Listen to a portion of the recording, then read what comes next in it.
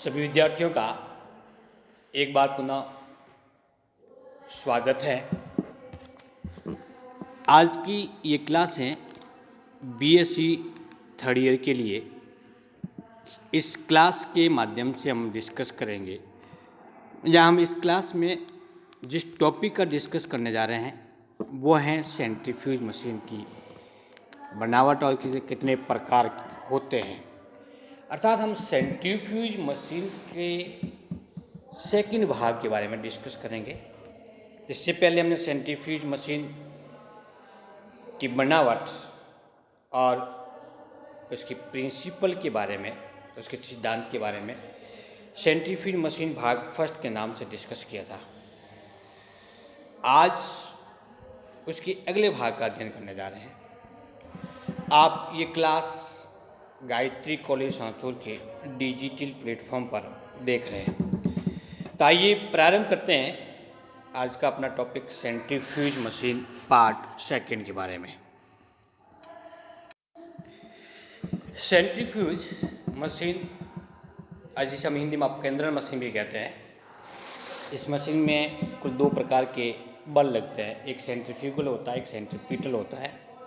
तो सेंट्रीपिटल होता है केंद्र की ओर, सेंट्रीपिटल होता है परिधि की ओर, या हम कहते हैं केंद्रीय बल परिधि की ओर होता है, विकेंद्रीय बल केंद्र की ओर स्थित होता है।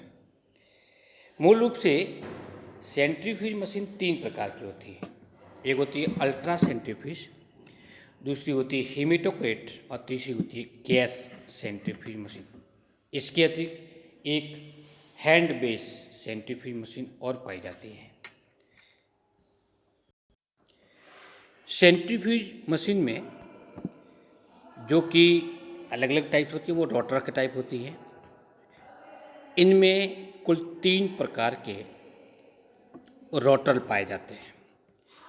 पहले प्रकार का रोटर होता है वो फिक्स्ड एंगल होता है, दूसरा होता है वो स्विंगिंग हेड होता है, तीसरा होता है वो कंटिन्यूस ट्यूबुलर टाइप्स होता है। सेंट्रीफ्यूज मशीन के प्रकार भी रोटर के आधार पर ही होते हैं। सबसे पहले देखते हैं कि फिक्स्ड एंगल टाइप्स के रोटर क्या होते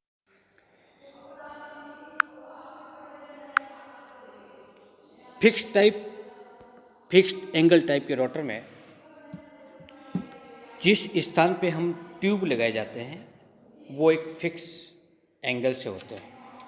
जैसे कि इस रोटर में लगने वाले ये टेस्ट ट्यूब होल्डर एक निश्चित कोण से स्थित होते हैं। जितने आरपीएम की आवश्यकता होती है उस आरपीएम के अकॉर्डिंग उस कोण को बनाया जाता है, कोण से फिक्स होते हैं। इस कोणीय संरचना में हम किसी प्रकार की कोई परिवर्तन नहीं करते। तो ट्यूब्स होती है वो हमेशा फिक्स्ड एंगल के ऊपर जुड़ी होती है। इसके यूज करने के लिए एक निश्चित प्रकार का प्रोटोकॉल्स यूज किया जाता है। उस प्रोटोकॉल के अंतर्गत हम विभिन्न या अलग अलग स्पीड से, अलग अलग आरपीएम से हम टेस्ट ट्यूब के माध्यम से लिक्विड को सेपरेट कर सकते हैं। फिक्स्ड एंगल रोटर टाइप की सेंट्रीफ्यूज मशीन का उपयोग मुख्य रूप से बायोलॉजिकल स्पेसिमेन जैसे एनिमल सेल्स का प्यूरिफिकेशन करने के लिए किया जाता है। अल्ट्रा सेंट्रीफ्यूज मशीन के अंतर्गत उसकी आरपीएम लगभग 7000 तक होती है, जबकि सामान्य प्रकार के अंदर 25 से 30,000 तक हो सकती है। अधिक आरपीएम होने के कारण या अधिक आरपीएम की मशीन की सहायता से हम छोटे पार्टिकल जैसे डीएनए और वायरस इत्यादि का आसानी से सेपरेशन कर सकते हैं। यदि हम कम आरपीएम पर सेंट्रीफ्यूज करते हैं तब कम घनत्व या ऐसे कणिकीय पदार्थ जिसमें घनत्व में ज़्यादा कोई विशेष अंतर नहीं होता के अंतर्गत हम सेपरेशन उसका नहीं कर सकते। उसके लिए हमें क्या यूज करना पड़ेगा? अल्ट्रा सेंट्रीफ्यूज यूज करना पड़ता है। तो इस फिक्स्ड एंगल के रोटर की सहायता से हम लो पर या हाई आरपीएम पर यूज कर सकते हैं। दूसरा होता है जो स्विमिंग हेड की प्रक्रिया कहलाता है। इसके अंतर्गत ये जो टेस्ट ट्यूब होल्डर होते हैं ये फिक्स नहीं होता है। जैसे जैसे हम स्पीड बढ़ाते जाएंगे वैसे वैसे एंगल का मान धीरे धीरे बढ़ता जाएगा। यदि कम स्पीड पे है तो टेस्ट ट्यूब सामान्य तौर पर अक्ष के नज़दीक होती है, और जैसे जैसे स्पीड बढ़ाते जाते हैं वैसे वैसे वो अक्ष से दूर होती जाती है, अर्थात ये जो एंगल है वो धीरे धीरे बढ़ता जाता है। जबकि फिक्स्ड एंगल में क्या था कि ये टेस्ट ट्यूब एक फिक्स होने के कारण, टेस्ट ट्यूब होल्डर फिक्स होने के कारण आप उसको भले लो आरपीएम पर रन करवाओ या फिर हाई आरपीएम पर रन करवाते हैं, उसके बावजूद भी एंगल का मान फिक्स होता है। और जो तीसरे प्रकार के होते हैं उसको हम कंटिन्यूस ट्यूबुलर के नाम से जानते हैं। सबसे अधिक सामान्य तौर पर यूज करने वाला होता है वो fixed angle rotor type centrifuge use करते हैं। जबकि हैंड बेस जितनी भी मशीनें होती है जो हाथ से चलाई जाती है उसमें स्विमिंग हेड युक्त रोटर पाया जाता है। किसी भी प्रकार के रोटर में स्थित टेस्ट ट्यूब होल्डर में टेस्ट ट्यूब रखते हैं। वो टेस्ट ट्यूब दो प्रकार की होती है। एक तो होती है प्लास्टिक सेंट्रीफ्यूज टेस्ट ट्यूब और दूसरी होती है glass centrifuge tubes. Test tube नहीं कहकर हम उसको ट्यूब के नाम से जानेंगे। एक तो होती है कांच की और दूसरी होती है प्लास्टिक की। कांच की बनी हुई सेंट्रीफ्यूज ट्यूब्स ज़्यादा महंगी होती है, लेकिन हम इसे आसानी से क्लीन कर सकते हैं, इसका स्टेरिलाइजेशन भी आसानी से हम कर सकते हैं। जबकि दूसरे प्रकार की ट्यूब्स होती है वो है प्लास्टिक की। प्लास्टिक की टेस्ट ट्यूब सामान्यतः तो छोटी होती है, कम खर्चीली होती है, लेकिन ग्लास की तुलना में इसको ईजिली साफ नहीं किया जा सकता, क्लीन नहीं कर सकते। फिर भी इसको ईजी वे से यूज करने में इसको प्रयोग कर सकते हैं। इसके साथ में प्लास्टिक की सेंट्रीफ्यूज डिस्पोजेबल होती है जिसको हम आसानी से फेंक सकते हैं।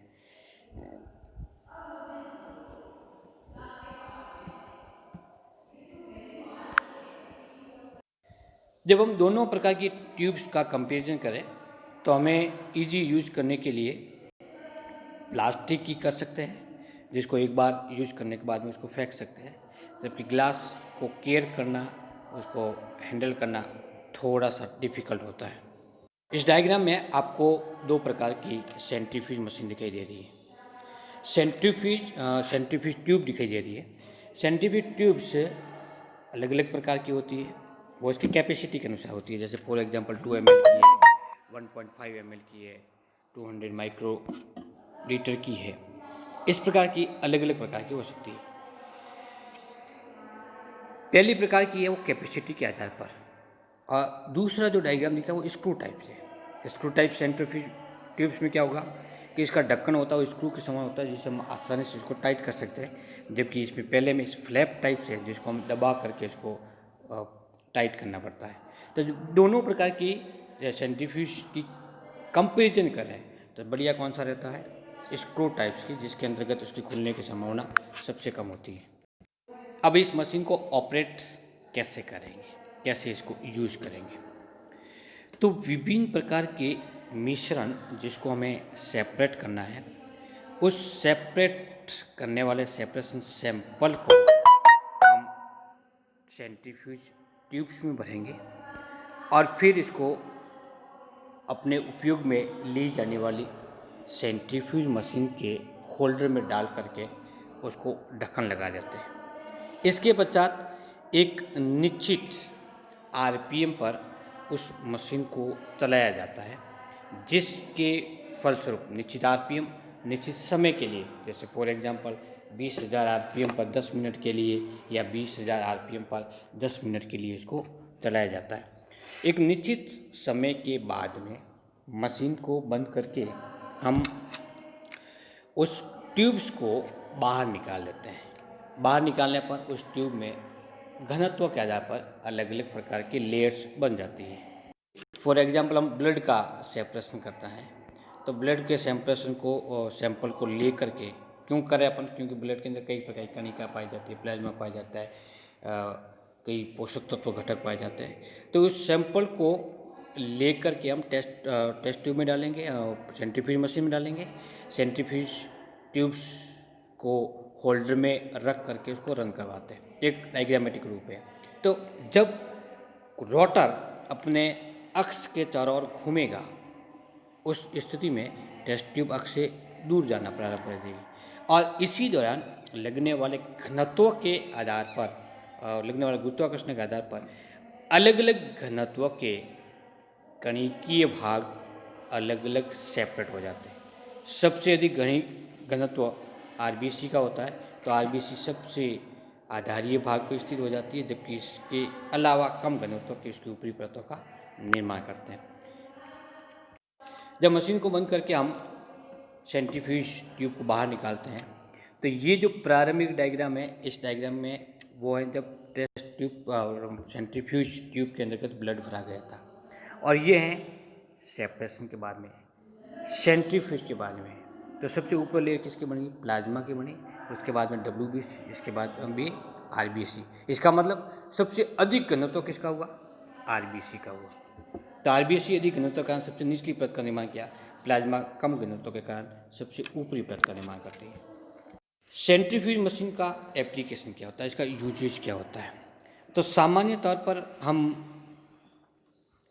दूध से मलाई निकालने में, उसकी फैट निकालने के लिए इसका यूज करते हैं। दूसरा,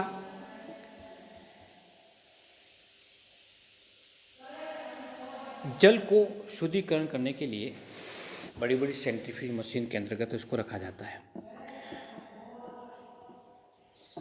तो जल के अंदर पाए जाने वाले विभिन्न प्रकार के पार्टिकल, चाहे वो कणिकीय पदार्थ के हो या क्लॉथ के टुकड़े हो, वो घूमते हुए या पानी के घूमने के कारण धीरे धीरे सेपरेट हो जाते हैं। इस मशीन के द्वारा यूरिन कंपोनेंट और ब्लड कंपोनेंट को पृथक करके फॉरेंसिक साइंस के लिए और रिसर्च के लिए इसका यूज किया जाता है। वायु में पाए जाने वाले कणिकीय पदार्थ को सेंट्रीफ्यूज मशीन की सहायता से हम आसानी से पृथक कर सकते हैं।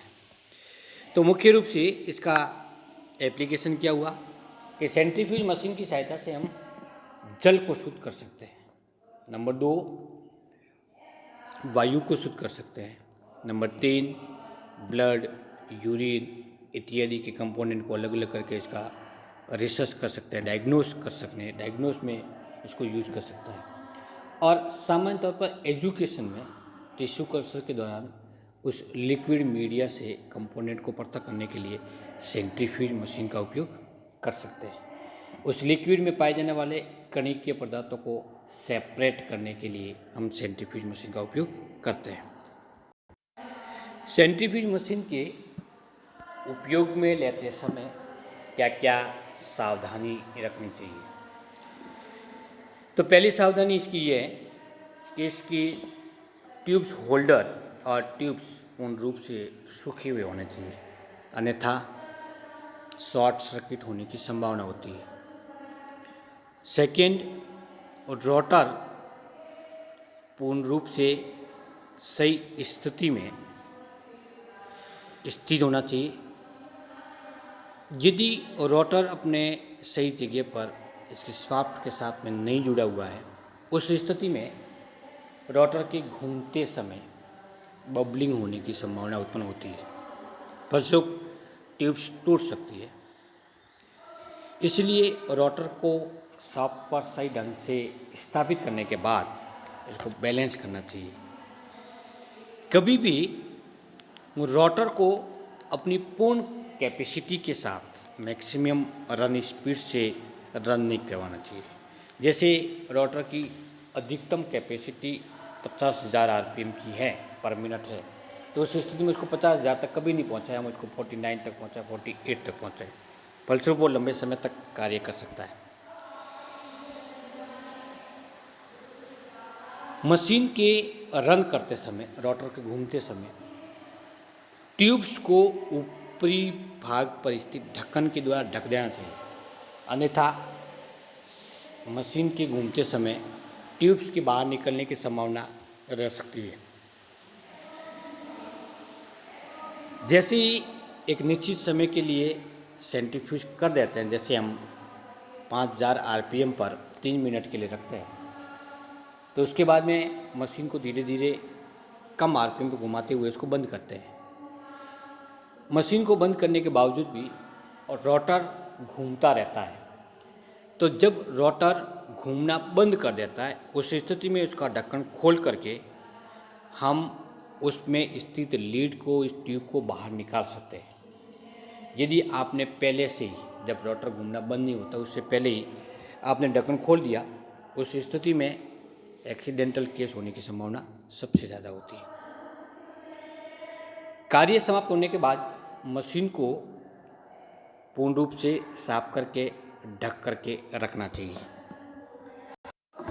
तो आज के इस टॉपिक में हमने डिस्कस किया है सेंट्रीफ्यूज मशीन के बारे में और इसको कैसे उपयोग में लिया जाता है। थैंक यू, नमस्कार।